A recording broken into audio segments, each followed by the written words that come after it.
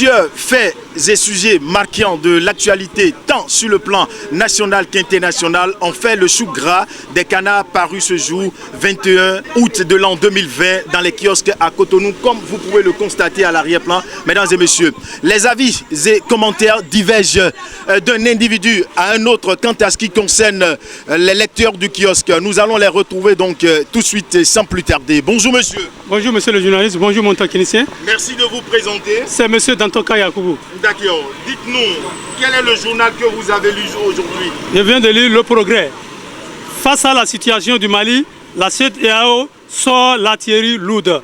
Le plaidoyer de Patrice Talon, une réduction des sanctions économiques. Vous voudriez bien nous faire voir la une? C'est bon? D'accord. Merci bien réalisateur. Oui, allez-y pour votre avis. Je suis d'avis avec le chef de l'État béninois. Je vais même plus loin. Vous savez, la CEDEAO a fermé ses frontières avec le Mali. Mais ça va pénaliser les citoyens lambda. Parce que les pushistes, ils vont s'en sortir. Ils ont les moyens de s'en sortir. Mais ce que moi je voudrais dire, ça doit donner leçon à d'autres dictateurs, à d'autres qui n'aiment pas les compromis. Pourquoi? Parce que c'est la reprise des élections.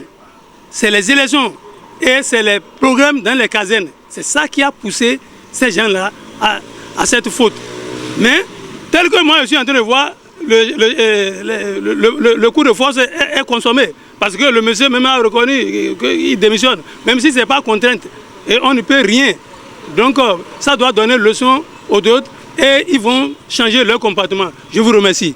D'accord, merci à vous monsieur Dantoka. Un lecteur du kiosque peut bien évidemment en cacher un autre. Nous allons retrouver juste derrière Dantoka un autre lecteur du kiosque. Bonjour monsieur. Bonjour. Merci de vous présenter. On vous appelle comment vous autres? Je réponds au nom de Sosten Amozou, citoyen béninois résident à Cotonou. D'accord, dites-nous quel est le quotidien que vous avez lu aujourd'hui? C'est bien Défi Info.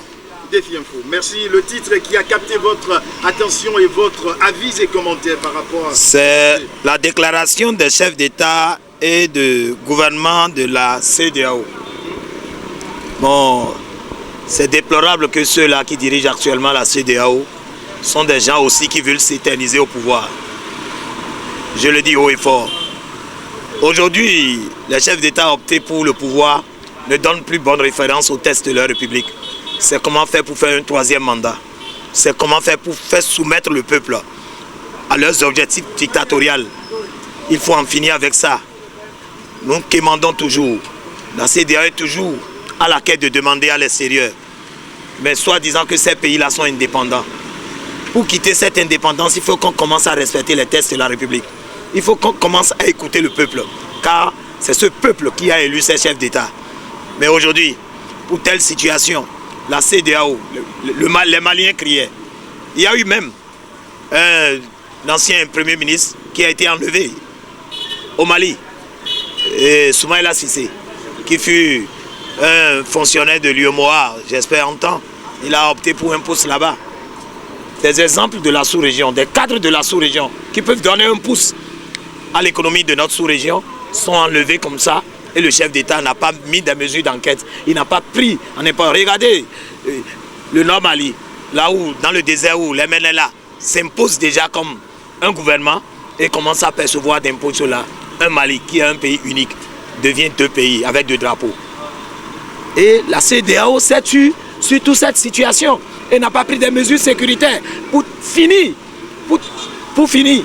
L'image du Mali qui est en train d'être ternie par les djihadistes, par des attentats perpétrés.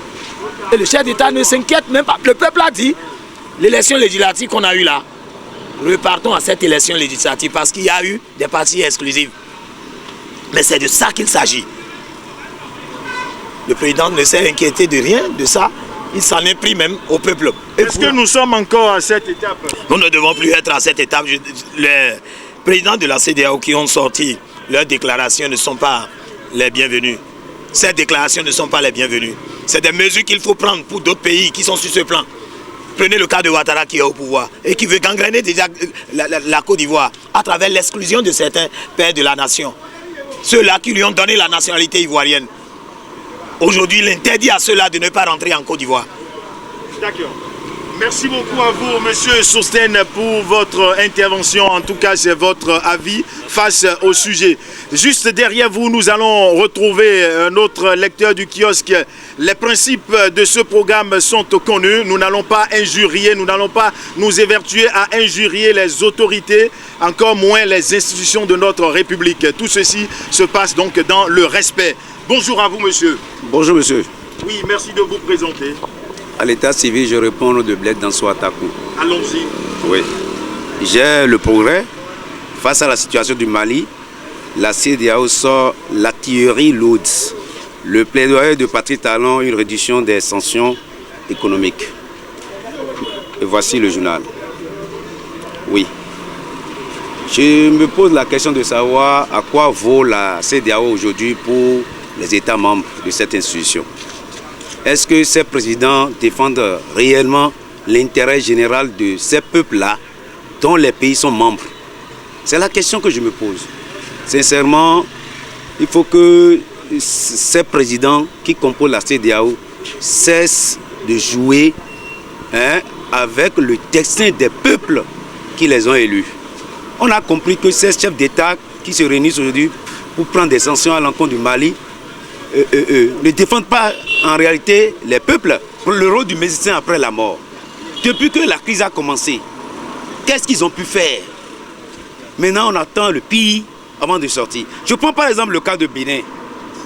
La CEDEAO avait envoyé une commission au Bénin avant les élections de 2019, de 28 avril 2019, là, avant les élections. Là, la CEDEAO avait envoyé une commission qui avait à sa tête un Béninois. Je veux parler de Bénazin Awagbé. Mais ils ont écouté les opposants, ils ont écouté les mouvanciers, la société civile. Est-ce que jusque-là, cette CEDEAO a publié les conclusions de sa sortie en son temps? Mais ils étaient là sans publier leurs conclusions. Le gouvernement a organisé les élections et c'est passé. Comme la lettre à la poste. Et cette législative est consommée avec des députés qu'on a tous décriés nommés. La CEDEAO n'a pas réagi. On a encore organisé les élections municipales au Bénin. RAS. CEDEAO ne réagit pas. Ils attendent quoi? Les présidentielles. Maintenant, ils attendent que le pire arrive et jouer le rôle de sapeur-pompier. Nous ne sommes pas d'accord avec eux. Il faudrait que ce qu'ils ont pris comme sanction là, ça ne va pas prospérer sur le Mali parce que le peuple malien est indépendant. Et vous voyez, les militaires là ont démontré que la souveraineté appartient au peuple. Et ils travaillent seulement pour le peuple. Ils ne veulent pas le pouvoir. Ils veulent que ce que le peuple dise là, que ça passe. Et c'est tout. Et que le peuple est souverain. Merci beaucoup à vous. Merci, c'est entendu. Merci, bonjour monsieur. Bonjour monsieur le journaliste. Appelez-moi Dolly Roméo. Je viens de lire Le Bénin libéré. Voilà. Le titre nous parle de la candidature évidente et justifiée de Patrice Talon en 2021. La LDC engagée pour la continuité. Ça sera un grand péché si son excellent Patrice Talon ne revient pas au pouvoir en 2021. Parce que effectivement, le chef de l'État nous a promis sur le terrain de campagne qu'il fera un seul mandat unique. Et aujourd'hui, nous ne savons pas s'il va respecter son parent ou pas. Mais nous, les citoyens, nous voulons qu'il revienne encore en 2021. Ça, c'est notre souhait, parce qu'à travers ces réformes, on voit durant ces 4 ans ce qui se passe avec les réformes, que le Bénin a pu sortir dans les pays faibles et aujourd'hui dans les pays intermédiaires, que la Banque mondiale vient de nous classer, c'est une bonne chose, que malgré la fermeture de la frontière pendant 1 an, que le Bénin est toujours en bon état, c'est une bonne chose. Et que nous, les jeunes, en plus, le LD, la dynamique continue, veut encore susciter la candidature de son excellent Patrice Talon pour le 2e mandat. Effectivement, je vous dis que ça sera un grand péché si cet homme ne revient pas au pouvoir.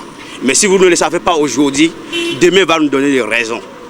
Si Patrice Talon en 2021 n'arrive pas à aller aux élections en 2021, Ce n'est pas aujourd'hui nous la savoir que ce n'est pas une bonne chose. Après 10 à 15 ans, vous saurez que c'est 8 grands péchés comme ce monsieur ne répond pas au pouvoir en 2021. Donc je vous remercie. Merci bien à vous. Rappelez-moi votre nom. Je m'appelle Dolly Roméo. Dolly Roméo, en tout cas, c'est votre avis, c'est votre proposition. Mesdames et messieurs, je vais donc rester sur cette dernière intervention pour mettre un bémol à ce programme, espérant bien évidemment vous retrouver donc le lundi prochain pour un autre numéro de Écho du Kiosque. D'ici là, portez-vous bien et passez un excellent week-end. Bye bye.